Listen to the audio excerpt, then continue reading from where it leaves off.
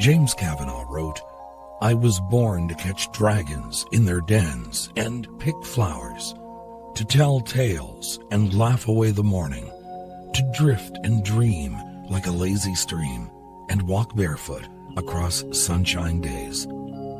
Hello once again, I'm Don Jackson. Ray Bradbury, in his writing California, challenges the adventurer in all of us. He wrote, "Half the fun of travel is the aesthetic of lostness, not being able to put Piccadilly together with Regent Street to distant Charing Cross. That is deliciousness. To go down the Spanish Steps in Rome and vanish. To go out in Paris midnight crowds and wonder why you love it so, as texture after texture drifts by and you wish you could walk forever." But some people fear taking those first few steps of the walk.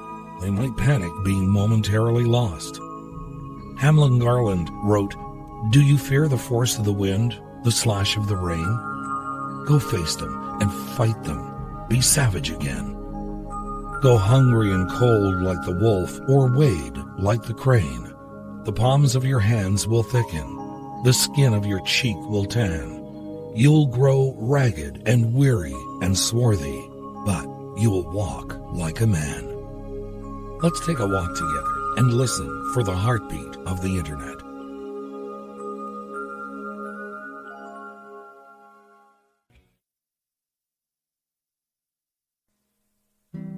There is a famous riddle that has made its way through the millennia. It's the riddle of the Sphinx. What creature walks in the morning on 4 feet, at noon upon 2, and at evening upon 3? Oedipus solved it. Man, as a baby, crawls on hands and knees, then strides erect on his feet, and, in old age, walks with a staff. Bulgarian proverb states, "We learn to walk by stumbling." It is the first major accomplishment of early childhood. We crawl at first, but one day we realize that we can walk upright. And from that vantage point, we will continue to walk for the rest of our lives. Author Rebecca Solnit says this about the act of moving our bodies from here to there, and I quote, "The history of walking is an unwritten, secret history whose fragments can be found in 1,000 unemphatic passages in books, as well as in songs, streets, and almost everyone's adventures. Most of the time, walking is merely practical, the unconsidered locomotive means between two sites.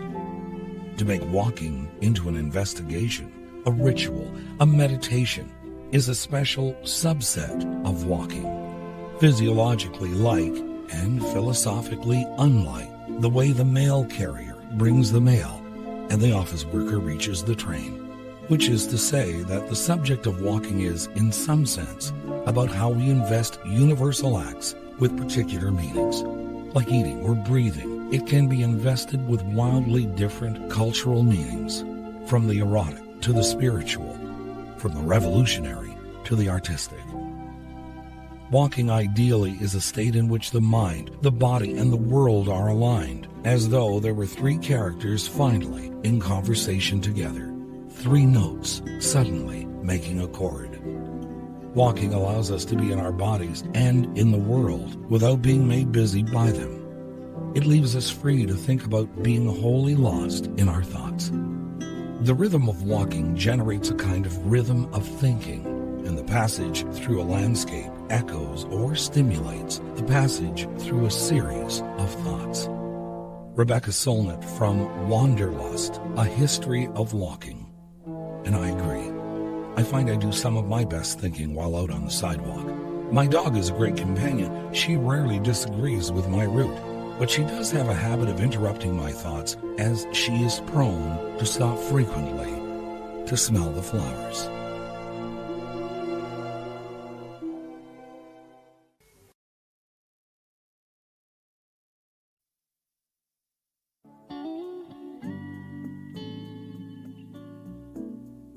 My love comes walking, and these flowers that never saw her till this day look up, but then bend down straight away. An excerpt from a poem by Mark Van Doren. Karen Branson in the San Francisco Chronicle wrote, and I quote, "Not so many years ago, walking wasn't exercise. It was transportation. That's how most Americans got to school, the grocery store, a friend's house, the bus stop. Walking is still transportation in much of the industrialized world. Italians and Swedes, for instance, do more than half their daily errands on foot. An enduring pastime in Mediterranean countries is the evening stroll, when men and women of all ages mingle, gossip, socialize, and walk. Even in the dead of winter, Norwegians have upright shopping, carts on runners called sparks that they push along like a scooter on trips to the market." End quote. Li Po, China's greatest poet, wrote, "The monk from Shu, with his green lute case, walked westward, and at the sound of the first notes he strummed for me, I heard 1,000 valleys' rustling pines resound. My heart was cleansed as if in flowing water. In bells of frost I heard the resonance die. Dusk came unnoticed over the emerald hills, and autumn clouds layered the darkening sky." John Burroughs said to be refreshed by a morning walk or an evening saunter, to be thrilled by the stars at night, to be elated over a bird's nest or a wildflower in spring. These are some of the rewards of the simple life.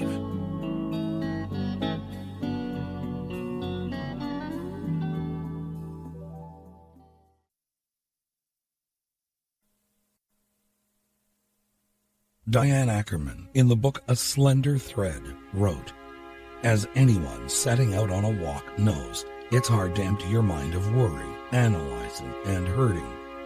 Your agitations travel with you, and you rehearse dreaded or hoped-for conversations. But if you can, give yourself a mental vacation. Leave home all the worries, hurts, and misgivings. Then you can set off to enjoy the sensations of being alive. The beauty of light, the bird calls, the wind and sun on your face. Freed from the commotions of your mind, you can allow yourself to be the photographic plate on which the world etches itself." Diane Ackerman in A Slender Thread. This excerpt from the Best of Nature quotations published by Exley Gift Books, and I quote, "A biographer writing about Tatanka Yotanka, or Sitting Bull, said, 'A love for his native soil, wholly mystical. He used to say that healthy feet can hear the very heart of holy earth. Up always, before dawn, he liked to bathe his bare feet walking about in the morning dew.'" And Robert McNeil wrote, "From my mother came the idea that going down to the sea repaired the spirit. That is where she walked when she was sad or worried or lonely for my father. If she had been crying, she came back composed. If she had left angry with us, she returned in good humor. So we naturally believed that there was a cleansing effect to be had, that letting the fresh wind blow through your mind and spirits as well as your hair and clothing purged black thoughts, that contemplating the ceaseless motion of the waves calmed a raging spirit."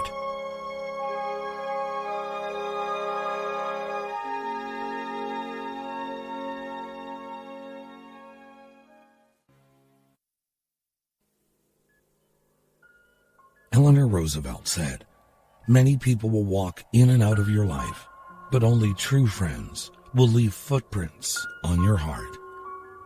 Lucy Lippard, in Overlay, wrote, "An Eskimo custom offers an angry person release by walking the emotion out of his or her system in a straight line across the landscape. The point at which the anger is conquered is marked with a stick, bearing witness to the strength or length of the rage." End quote. Another writer once said, "Remember, every minute spent angry is 60 seconds of happiness wasted." Not all walks are to sort out anger or worries. The best ones are those we embark upon just to walk and explore our world. August Heckscher in the Christian Science Monitor wrote, "Among the deficiencies of mankind I note within myself is a reluctance to alter my course once I have set forth upon it." The other day, I was prepared to embark upon some errands in town when my wife suggested a walk in the country. I demurred, saying I was busy.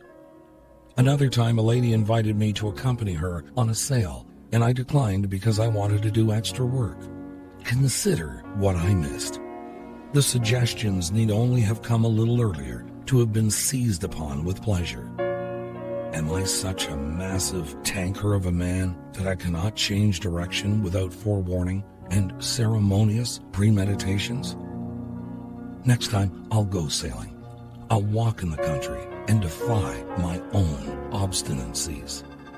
Quote from August Heckscher.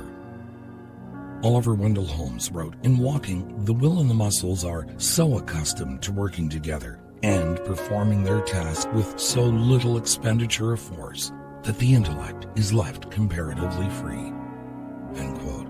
It was anger that served as a valuable exercise to demonstrate to what lengths our ire sometimes take us, as in that legend with the stick. Walking is the fastest way to some of the emotions and feelings that lie deep inside each and every one of us. It acts like a safety valve to release the poisons that foul the spirit, and it is the first step on a new journey of self-discovery, even if that first step is a painful one.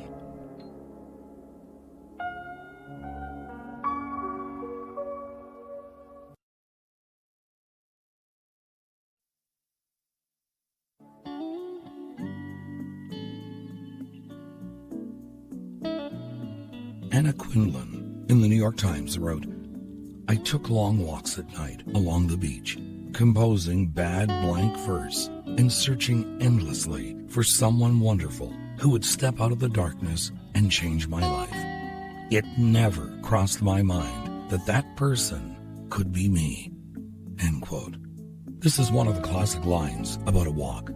Of all the gin joints in all the towns in all the world, she walks into mine. Of course, a line from the film classic Casablanca. Coincidence? Or something on a much deeper level that compelled Ilsa to walk into Rick's Cafe? I dream of you walking at night along the streams of the country of my birth, warm blooms and the night songs of birds opening around you as you walk. You are holding in your body the dark seed of my sleep. An excerpt from The Country of Marriage by Wendell Berry. Maybe that's where this legend originated. Those who believed in fairies said certain trees, especially thorns, oaks, elders, and linden, were their haunts. A linden tree has been said to walk about at night and peer into windows. In this book, I asked a friend who had just returned from a long walk in the woods what she had observed. "Nothing in particular," she replied. "How is that possible?" I asked myself. I, who cannot hear or see, find hundreds of things to interest me through mere touch. I feel the delicate symmetry of a leaf. I pass my hands lovingly about the rough, shaggy bark of a pine. Occasionally, I am very fortunate. I place my hand gently on a small tree and feel the happy quiver of a bird in full song. Helen Keller in The Atlantic Magazine.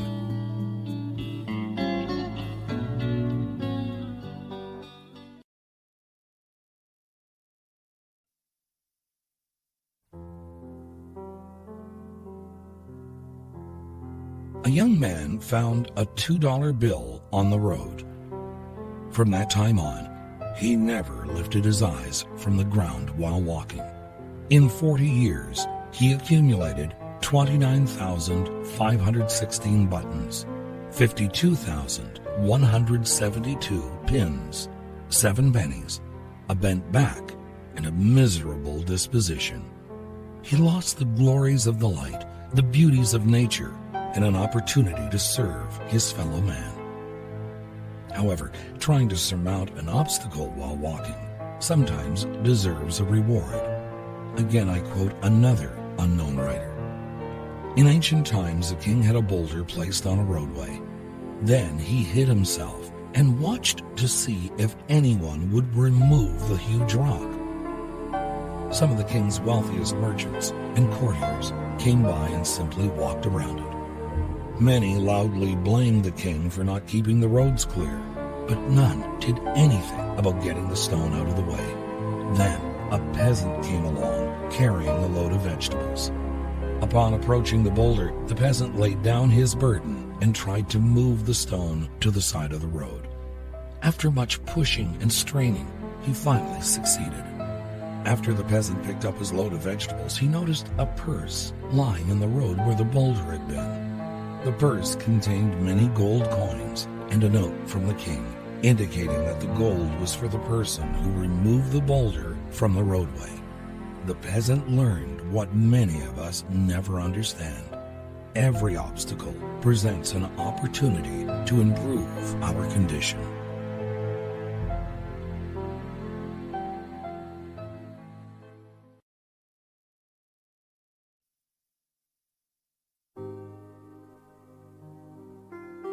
There are some memorable walks that are imprinted in our memory. One of the most cherished walks people look forward to taking is the walk down the aisle during a marriage ceremony. We watched a man walk on the dusty surface of the moon, and finally beside a coffin as we walk the short distance to the grave. Milton wrote, "Millions of spiritual creatures walk the earth unseen, both when we wake and when we sleep." An unknown African poet wrote this, "The day we die, the wind comes down to take away our footprints. The wind makes dust to cover up the marks we left while walking. For otherwise, the thing would seem as if we were still living. Therefore, the wind is he who comes to blow away our footprints." Now, I don't know if I really believe in his writing. I have a tendency to agree more with Margaret Lee Runbeck in the book Hope of Earth. And I quote, "A man leaves all kinds of footprints when he walks through life. Some you can see, like his children and his house. Others are invisible, like the prints he leaves across other people's lives, the help he gives them, and what he has said, his jokes, gossip that has hurt others, encouragement. A man doesn't think about it, but everywhere he passes, he leaves some kind of mark. All these marks, added together, are what man means." Good night, sweet dreams. I'm Don Jackson.